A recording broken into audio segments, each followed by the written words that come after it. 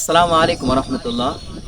রাসূলুল্লাহ সাল্লাল্লাহু আলাইহি সাল্লাম বলেছেন, আত্মীয়তা স্নেহকারী বেহেশতে প্রবেশ করিবে না। এই হাদিসটি আজকে শুনবো মাদ্রাসার ছাত্রদের কাছে। তোমাদের মধ্যে কে বলতে পারো? তুমি এদিকে আসো তো, তুমি বলো। 21 নম্বর হাদিস শরীফ, লা ইয়াদখুলুল জান্নাতা কাতিউন। 21 নম্বর হাদিস শরীফের অর্থ, আত্মীয়তা ছিন্নকারী বেহেশতে প্রবেশ করিবে না। মাশাআল্লাহ, আলহামদুলিল্লাহ। আপনারা শুনলেন, লা ইয়াদখুলুল জান্নাতা কাতিউন, আত্মীয়তা স্নেহকারী বেহেশতে প্রবেশ করিবে না। রাসূলুল্লাহ সাল্লাল্লাহু আলাইহি সাল্লাম বলেছেন, অনেকের মধ্যে দেখবেন ভাই ভাইয়ের মধ্যে মিল থাকে না।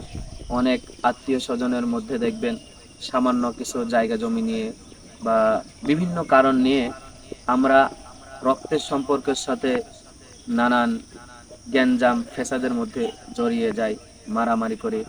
আপন ভাই হয়ে আরেক ভাইয়ের উপরে গায়ে হাত তুলি, নিজের ভাই হয়ে আরেক ভাইয়ের ছোট ভাইয়ের উপরে হাত তুলি, বড় ভাই হয়ে বাবার উপরে হাত তোলে সামান্য কিছু জায়গা জমির কারণে। ভাই, দুনিয়াটা ক্ষণস্থায়ী জিন্দেগি। অল্প সময় আমরা দুনিয়াতে আসছি, সবাইকেই দুনিয়া থেকে চলে যাইতে হবে। তো এই অল্প সময়ের মধ্যে আমি আপনি যে কাজগুলা করি ভাই, এগুলা আসলেই ঠিক না।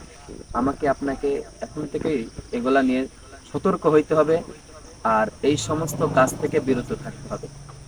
ভিডিওটি যদি ভালো লেগে থাকে অবশ্যই শেয়ার করে দিবেন। আসসালামু আলাইকুম ওয়া রাহমাতুল্লাহ।